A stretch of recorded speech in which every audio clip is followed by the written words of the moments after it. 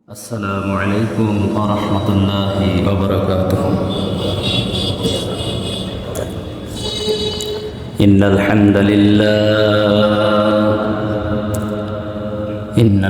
لله نحمده ونستعينه ونستغفره ونعوذ بالله من شرور أنفسنا ومن سيئات أعمالنا.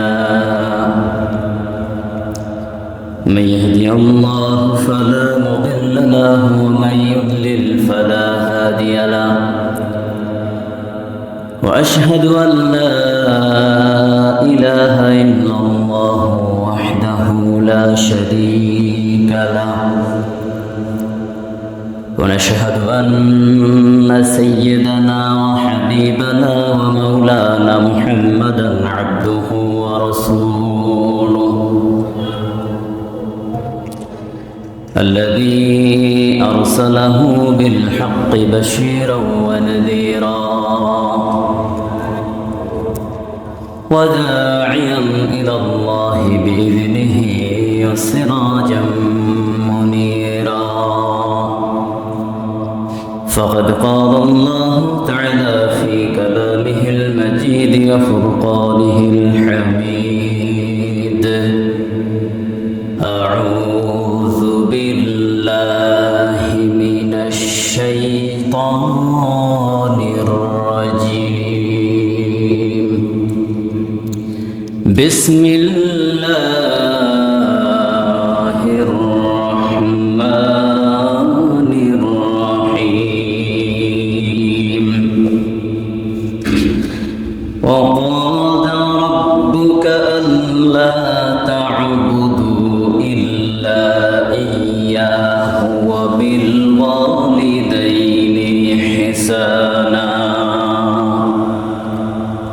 وقال تعالى: إن الله وملائكته يصلون على النبي يا أيها الذين آمنوا صلوا عليه وسلموا تسليما. اللهم صل على محمد وعلى آل محمد كما صليت على إبراهيم وعلى آل إبراهيم إنك حميد مجيد.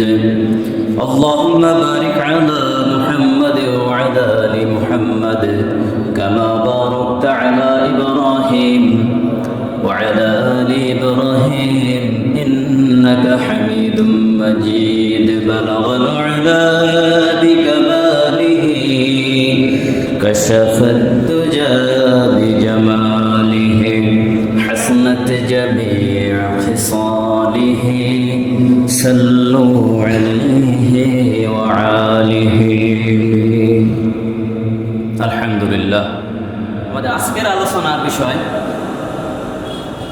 মাতা পিতার হক সন্তানের উপরে। গত জুমায় আলোচনা করা হয়েছিল সূরাতুল লুকমানের একটি আয়াত। আল্লাহ সুবহানাহু ওয়া তাআলা বলেছেন: وَإِذْ قَالَ لِلُقْمَانُ لِابْنِهِ وَهُوَ يَعِظُهُ يَا بُنَيَّ لَا تُشْرِكْ بِاللَّهِ। গত জুমায় কিন্তু আলোচনা শেষ হয়ে গেছে এই বিষয় নিয়ে। তো প্রত্যেকটা বিষয় আল্লাহ রাব্বুল আলামিন কুরআনের সাথে এমনভাবে সম্পৃক্ত করে দিয়েছেন, একটি বিষয় আর একটি বিষয়ের সাথে সম্পর্কিত, রিলেটিভ। আল্লাহ সুবহানাহু ওয়া তাআলা হযরত লুকমান আলাইহিস সালাতু ওয়াস সালাম তিনি কিন্তু নবী ছিলেন না। আল্লাহ তাকে জ্ঞান দান করেছিলেন। সেই জ্ঞানের আলোকে তিনি তাওহীদের প্রচার শুরু করলেন নিজের সন্তান থেকে তাওহীদের দাওয়াত দেয়া শুরু করেছিলেন। এখন সন্তান যেহেতু পিতা দাওয়াত দিলেন সন্তানকে, এখন আল্লাহ রাব্বুল আলামিনের পিতার জ্ঞান অনুসারে সন্তানের দাওয়াত দেওয়াকে আল্লাহ রাব্বুল আলামিন খুবই পছন্দ করে ফেললেন।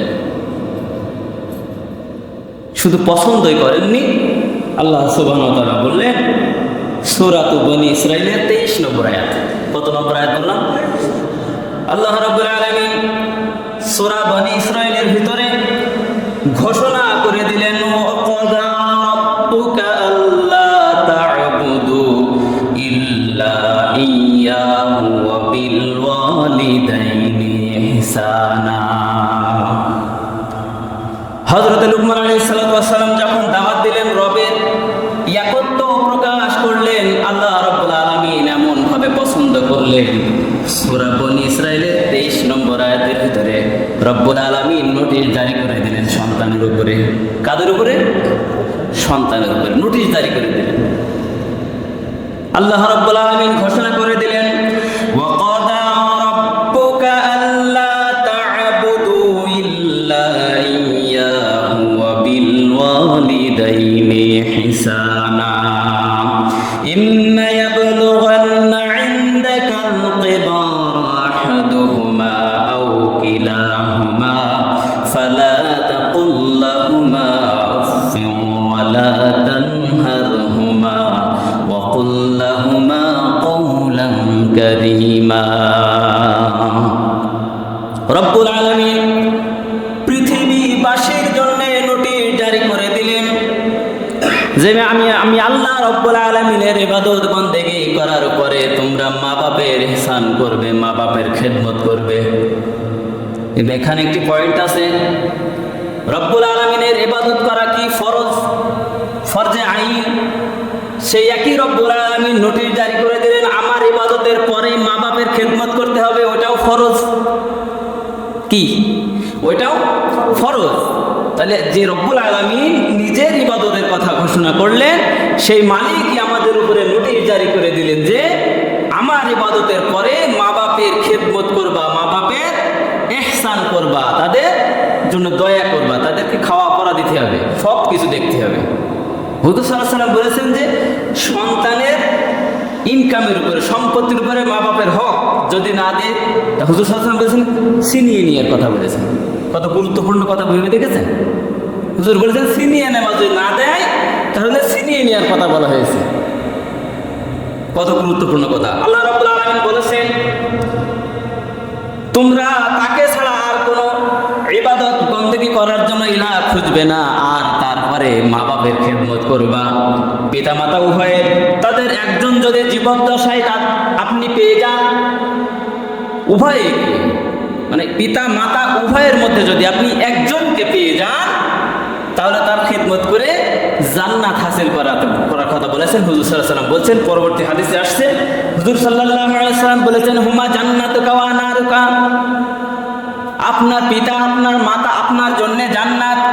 এখন ওই জান্নাতের সাথে আপনি কেমন আচরণ করবেন সেটা আপনার কিন্তু সেনসিটিভ হয়ে গেছে। কেমন আচরণ করবেন জান্নাতের সাথে? পরকালের শ্রেষ্ঠ নিয়ামত হলো জান্নাত, পরকালের শ্রেষ্ঠ নিয়ামত হলো জান্নাত। এখন এই জান্নাতের সাথে কেমন আচরণ করা দরকার সেটা আমাদেরকে ভেবে দেখতে হবে, যে আমি সেই জায়গায় যে ভালো থাকবো কিভাবে, সেটাই কি আল্লাহ রাব্বুল আলামিন একটা মেসেজ দিয়ে দিলেন আমাদের মাধ্যমে সূরা বনী ইসরাঈলের 23 নম্বর 24 নম্বর আয়াত দিয়ে, যে মা বাপের সাথে উত্তম আচরণ করতে হবে। তারা যখন বার্ধক্যে পৌঁছিয়ে যাবে, গত জুমায় আলোচনা করা হয়েছিল যে মা বাপের সাথে আমরা চলেছি, নাম জিজ্ঞেস করেছি আব্বা এটা কি, আম্মা এটা কি, 10 বার 15 বারও জিজ্ঞেস করার পরেও তারা কিন্তু রেগে যায় নাই। সে কথাই আল্লাহ রাব্বুল আলামিন সূরা বনী ইসরাঈলের ভিতরে দেখে দিয়েছেন যে পৃথিবীবাসী তোমাদের জন্য নোটিশ জারি করা হলো, তারা যখন বার্ধক্যে পৌঁছিয়ে যাবে তাদের সাথে নম্র আচরণ করবা, রূঢ়তা দেখাবা না, মাথায় ঝাঁকি মেরে কথা বলবা না, চোখ বড় বড় করে কথা বলা যাবে না। এটা কি ফরজ? এটা কি ফরজ? আমরা কিন্তু এই নেশার নিয়ে অনেকে থাকি, যদি কিছু বলে ফেলে, মা একটু কথা বলেছে, বাবা একটু কথা বলেছে, চোখ বড় বড় করে মাথায় ঝাঁকি মেরে কথা বলা যাবে, কিন্তু আমরা এগুলো করে ফেলি। আচ্ছা একটা কথা বলেন তো লজিক দিয়ে, যে যখন ছোটবেলায় ছোটকালে আমরা যখন একই প্রশ্ন 10 বার 15 বার 20 বার করেছি, আমাদেরকে কোনো থাপ্পড় মেরেছেন, ধমক দিয়েছেন? আল্লাহ রাব্বুল আলামিন তেমনভাবে নোটিশ দিয়ে দিলেন, এমন অবস্থায় যখন বৃদ্ধ হয়ে যায় মানুষ তখন কিন্তু বিবেক কাজ করে কম। কথা বলেন ঠিক কিনা? যখন বৃদ্ধ হয়ে যায়, বয়স্ক হয়ে যায়, তখন মানুষের বিবেক বুদ্ধি কাজ একটু কম করে, একই কথা বারবার জিজ্ঞাসা করে কিনা? কথা বলেন। কিন্তু আল্লাহ রাব্বুল আলামিন বললেন, এমন অবস্থায় রাগ করবা না, মাথা ঝাড়ি মেরে কথা বলবে না, চোখ বড় বড় কথা করে কথা বলা যাবে না। উফি ওয়ালা তানহারহুমা ওয়া কুল লাহুমা কাওলান কারীমা। আপনার ব্যবহারে যদি আপনার মা বাপ কষ্ট পেয়ে উফ শব্দটি বের করে ফেলে মুখ দিয়ে, আপনার জীবনের আমল নামা সব কিন্তু বরবাদ হয়ে যাবে। ওয়া কুল লাহুমা কাওলান কারীমা, তাদের সাথে মাথায় ঝাঁকি মেরে চোখ বড় করে, চোখ মোটা মোটা করে কথা বলার কথা নিষেধ করেছেন। কারিমা শব্দ ব্যবহার হয়েছে সর্বশেষে, যে সম্মানসূচক কথা বলতে হবে, বিনয়ের সাথে নম্রভাবে কেমন আচরণ করতে হবে আল্লাহ পাক নিজেই শিখিয়ে দিলেন। তারপরে কি বলা হয়েছে? রব্বুল আলামিন তারপরে ঘোষণা করলেন, যখন তোমার মা বাপ পৃথিবী ছেড়ে আমার কাছে চলে আসবে, রূহ জগতে আবার ফিরে আসবে, কবর জগতে চলে যাবে, তখন আমি রবের কাছে দোয়া করো, সকলে বলি রব্বির হামহুমা কামা রব্বায়ানি সগীরা। রব্বুল আলামিন শিখিয়ে দিলেন, তোমার মা বাপের জন্য আমার কাছে দোয়া করো বান্দারা, রব্বির হামহুমা কামা রব্বায়ানি সগীরা। আয় রব্বুল আলামিন, ছোটকালে আমার পিতা মাতা যেমন ভাবে আমাকে লালন পালন করেছে রহমত দিয়ে দয়া করে, আজ আপনার কাছে আমার পিতা মাতাকে সুপুর্দ করেছি, আপনার কাছে চলে গিয়েছে, আপনি আপনার রহমতের কোলে তাদেরকে লালন পালন করুন। এ দোয়া আল্লাহ আমাদেরকে শিখিয়ে দিলেন। কিন্তু আপনি আমি কি করি বলেন তো? আমরা যে আল্ট্রা মডার্ন হয়ে গিয়েছি, আমরা নিজের যে গোড়া যেটা ছিল সেটাই ভুলে গিয়েছি, যেটা গোড়া ছিল সেটা ভুলে গিয়েছি। হুজুরের চরিত্র থেকে আমরা জানতে পাই, সাহাবীদেরকে নিয়ে হুজুর সাল্লাল্লাহু আলাইহি সাল্লাম কথোপকথন করছে, এমন সময় একজন বৃদ্ধা মহিলা মসজিদে নববীর ভিতরে প্রবেশ করার পরে হুজুর সাল্লাল্লাহু আলাইহি সাল্লাম সেই মহিলার জন্য উঠে দাঁড়ালেন। উঠে দাঁড়ানোর পরে নিজের গায়ের চাদর বিছিয়ে দিলেন ওই মহিলাকে বসার জন্য। মহিলা বসে নসিহত করে উনি আবার চলে গেলেন। হুজুর সাল্লাল্লাহু আলাইহি সাল্লাম ওনার সাথে সাথে উঠে মসজিদের দরজা পর্যন্ত গিয়ে আগিয়ে দিয়ে আসলেন, যেটা আমরা করি আত্মীয় স্বজন আসার পরে আগিয়ে দিয়ে আসি, রাস্তায় গাড়িতে উঠিয়ে দিয়ে আসি না, এরকম হয় না আমাদের? এমনই ভাবে বুড়ি মহিলা যাওয়ার পরে হুজুরের মাথায় হাত রেখে দোয়া করে গেলেন। সাহাবীদের প্রশ্নের জবাবে হুজুর বললেন, ও আমার সাহাবীরা, তোমরা চেনো না এই মহিলাকে? এই মহিলা হলো আমার দুধমা হযরতে হালিমাতুস সাদিয়া। সুবহানাল্লাহ। কেমন আচরণ করতে হবে হুজুরের চরিত্র দিয়ে আমরা সেটা দেখে নেব, কেমন আচরণ করতে হবে মা বাবার সাথে। আমাদের নবী করিম সাল্লাল্লাহু আলাইহি সাল্লাম কি শৈশবে মা বাপকে হারাননি? মায়ের গর্ভে থাকা অবস্থায় পিতার এতিম হয়ে গিয়েছিলেন। তারপরে জন্ম হওয়ার পরে 6 বছর বয়সে মায়ের এতিম হলেন। কি বুঝতে পারছেন বিষয়টা? এই নবী দুধ মাকে খিদমত করেছেন। কেমন করে খিদমত করতে হবে নবী করিম সাল্লাল্লাহু আলাইহি সাল্লাম আমাদেরকে নিজের জীবন দিয়ে, বাস্তবে উদাহরণ দিয়ে আমাদেরকে দেখিয়ে দিয়ে দিয়েছেন। সুবহানাল্লাহি ওয়া বিহামদিহি। আবার আমরা মুসলমান দাবি করি, মা বাপকে অবহেলা করি, যেখানে আল্লাহ পাক নোটিশ দিয়ে দিলেন তোমরা মা বাপের সাথে এমন আচরণ করবা। যদি আপনার কথায় ব্যথা পেয়ে একটু বদদুয়া করে দেয়, আপনার জীবন শেষ। কথা বলেন ঠিক কিনা? আপনার জীবন আমার জীবন শেষ, একেবারে শেষ। একটি ঘটনা বলি, হযরত জারির রাদিয়াল্লাহু তাআলা আনহু বনি ইসরাঈল কওমের একটি ঘটনা। খুবই মুত্তাকি পরেজগার লোক। কার নাম বললাম? হযরত জারির রাদিয়াল্লাহু তাআলা আনহু। ইনি ফাঁকা ময়দানে একটি ঘর দিয়ে বুঝায়, একটি ঘর তৈরি করেছেন, ওখানে ইবাদতবন্দি করে, ওখানে একজন রাখালো থাকে। এমন সময় হযরত জুরাইর সালাতে দাঁড়িয়ে আছেন, আর জুরাইরের মা এসে ডাকাডাকি করলেন, 3 বার ডাক দিলেন। কয়বার কথা বলেন? 3 বার ডাক দেওয়ার পরে জুরাইর ভাবলো, আমি যেহেতু নামাজে আছি, মায়ের ডাকে একটু পরে সাড়া দেই। 3 বার ডাকার পরে জুরাইর সিদ্ধান্ত নিল মনে মনে নামাজের ভিতরে থেকেই, যে আমি নামাজটা শেষ করেই তারপরে গিয়ে আপনি মায়ের কথায় সাড়া দেব। কিন্তু মা ধৈর্যহারা হয়ে সন্তানের জন্য বদদুয়া করে হাত উঠিয়ে দিয়েছেন আল্লাহর দরবারে, যে রব্বুল আলামিন, আজকে আমি জুরাইরকে ডাকলাম, আমার জুরাইর আমার কথা শুনে নাই, সে নামাজ নিয়ে ব্যস্ত আছে। আমি জুরাইরের জন্যই দোয়া করি, আয় রব্বুল আলামিন, জুরাইরের জীবদ্দশায় সে যেন জিনাকারিনীর মুখ না দেখে মৃত্যুবরণ না করে। কত বড় কথা, বুঝতে পেরেছেন? জিনাকারিনীর মুখ না দেখে যেন সে না মরে, এমন বদদুয়া মা করে ফেলেছে।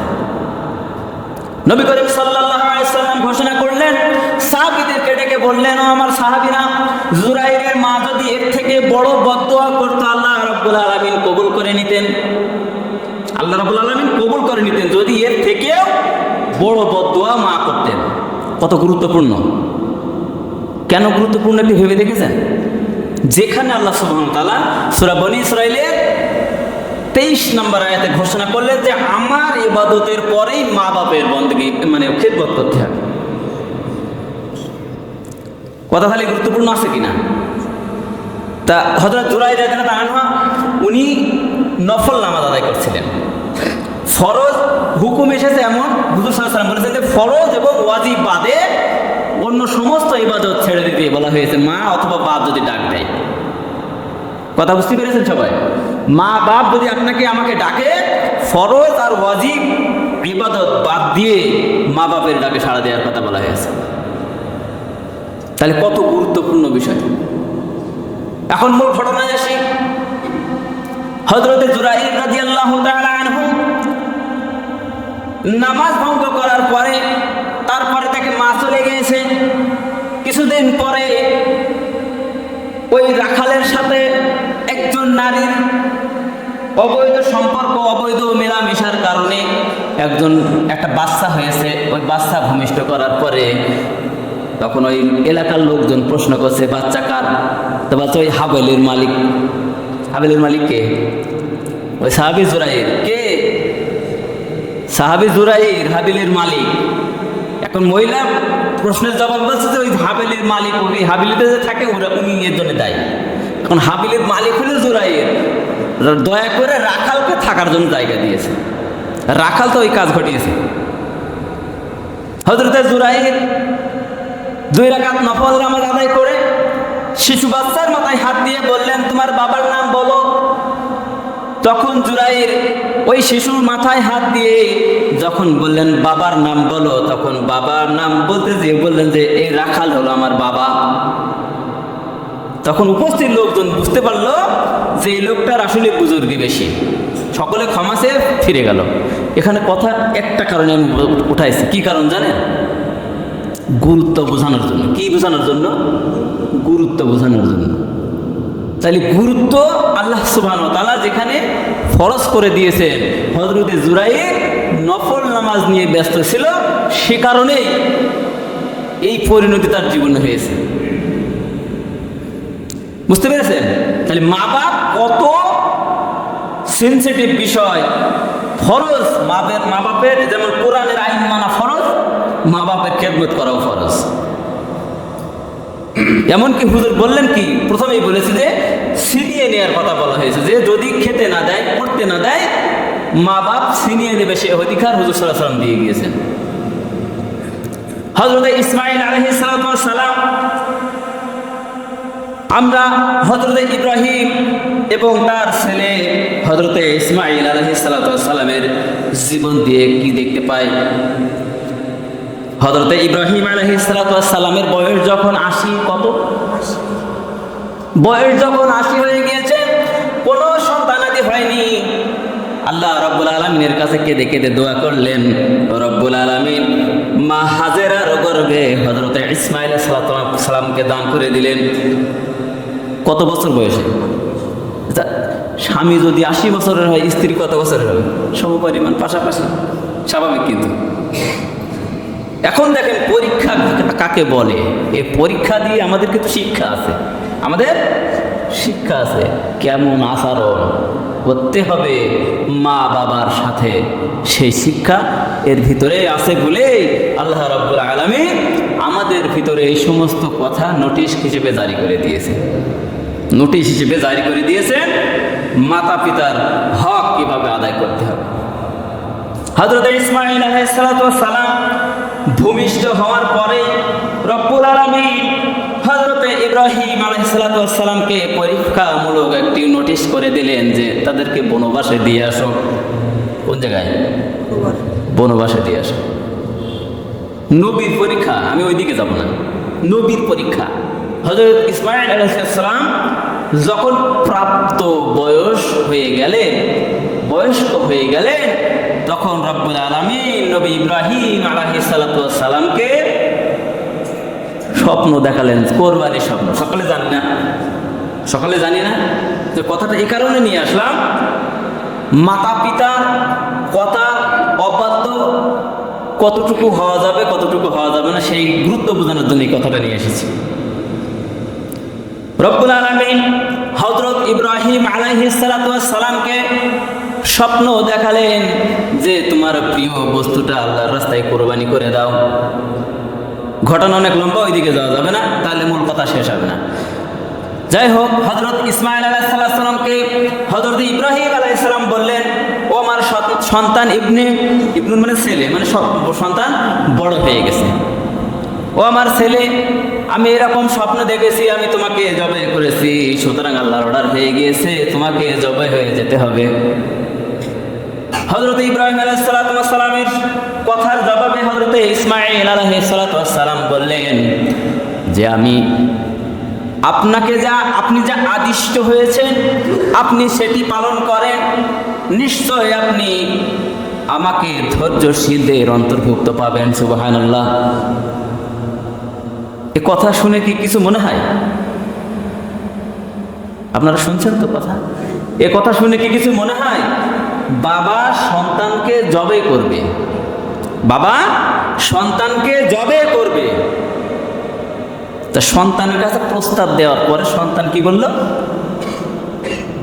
হযরত ইসমাঈল আলাইহিস সালাম বললেন যে আপনি যা আদিষ্ট হয়েছেন, মানে আপনাকে যা আদেশ করা হয়েছে সেটা আপনি পালন করেন, আপনি আমাকে ধৈর্যশীলদের অন্তর্ভুক্ত পাবেন।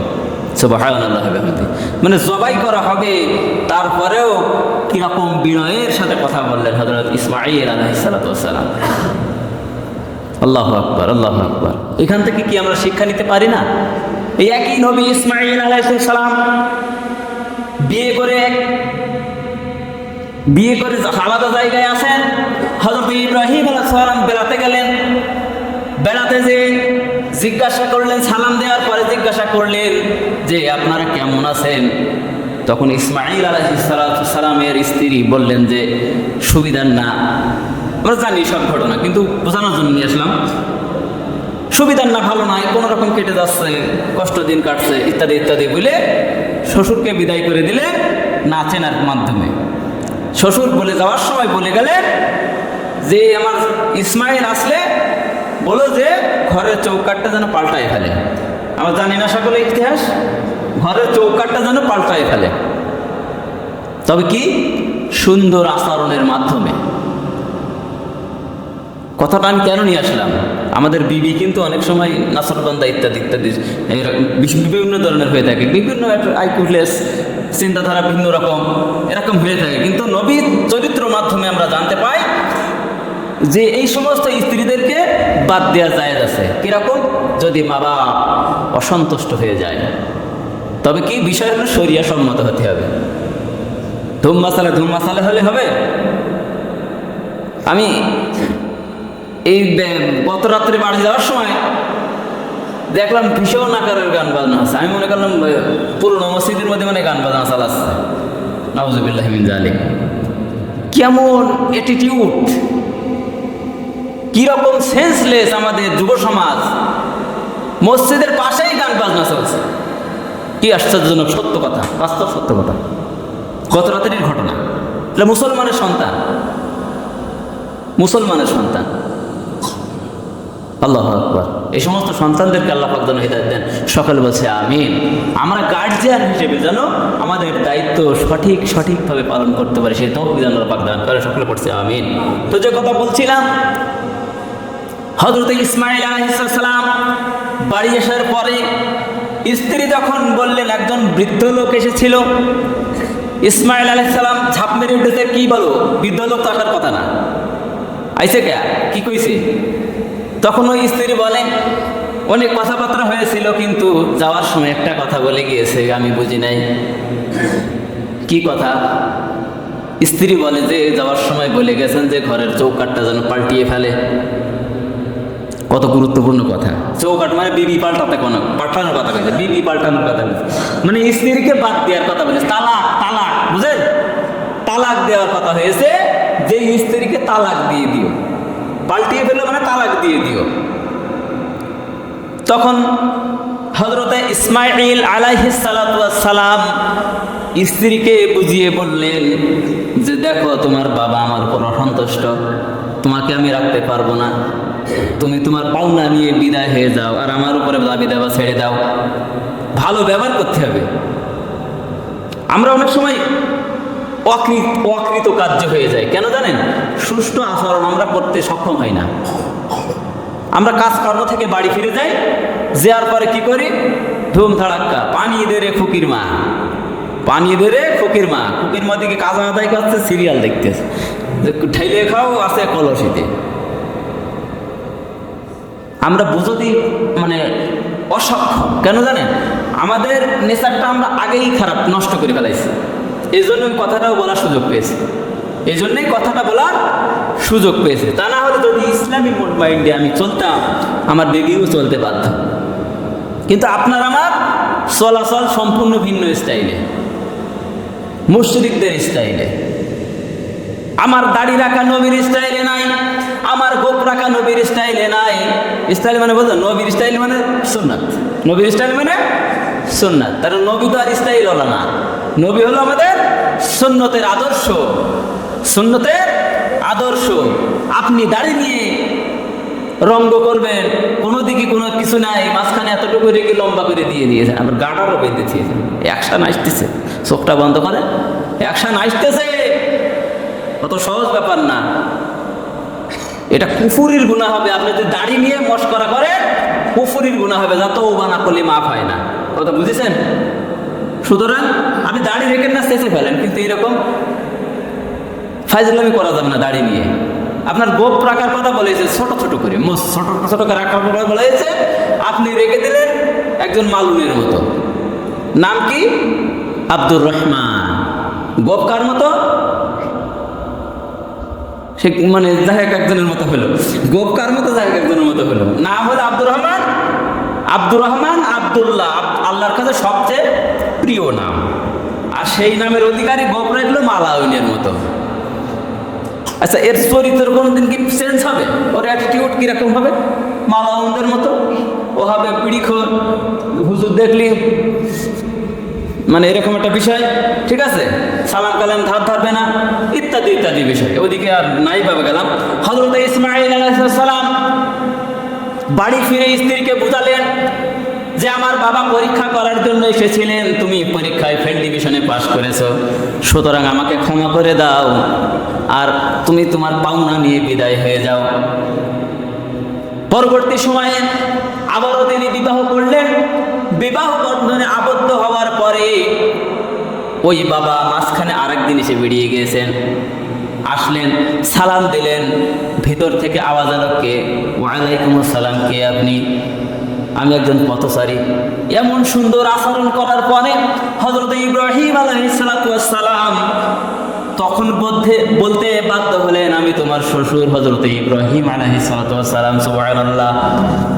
মানে আচরণে এত খুশি হয়ে গিয়েছে যে নিজের পরিচয়টা আর গোপন রাখতে পারলেন না, নিজের পরিচয় দিয়ে দিলেন। আচ্ছা, শ্বশুর যখন বৌমার কাছে পরিচয় দেয়, তখন আদর আপ্যায়ন তখন কিরকম হবে? ভালো হবে না?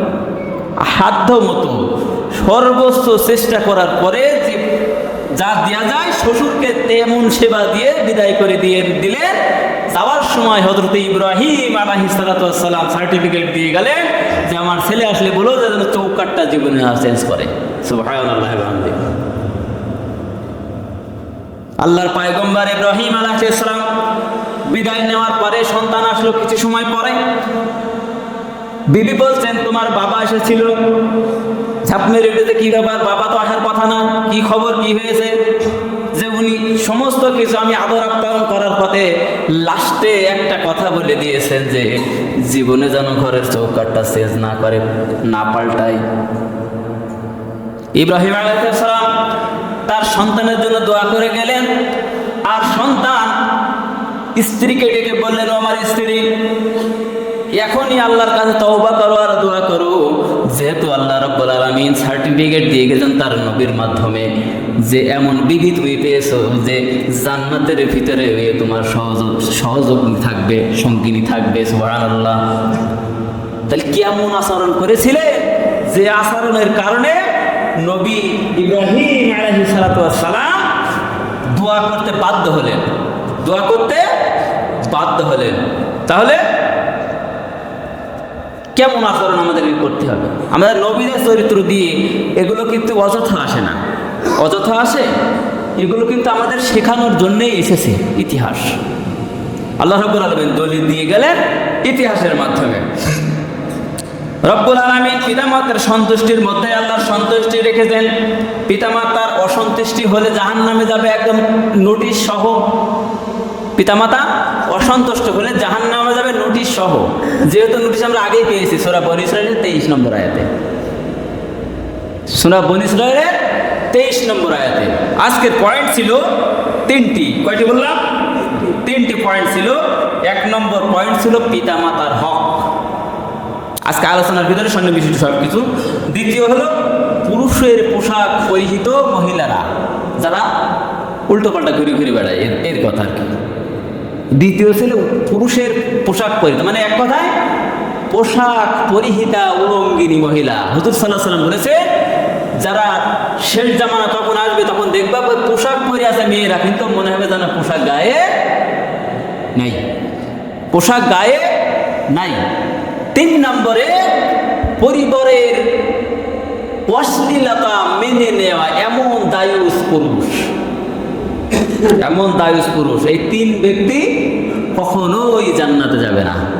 নাউযুবিল্লাহি মিন যালিক। এখন কিছু আলোচনা আমি করলাম, আল্লাহ সুবহানাহু ওয়া তাআলা পাপী বান্দার মাধ্যমে আপনাদেরকে জানিয়ে দিলেন যে পিতামাতার হক সামথিং আলোচনা করেছি। যেহেতু সময় শেষের পথে, 5 মিনিট মতো আছে। পুরুষের পোশাক পরিহিতা মহিলা কারা? আমরা তো সবাই জানি যে তারা কারা। জানা আছে না তারা কারা?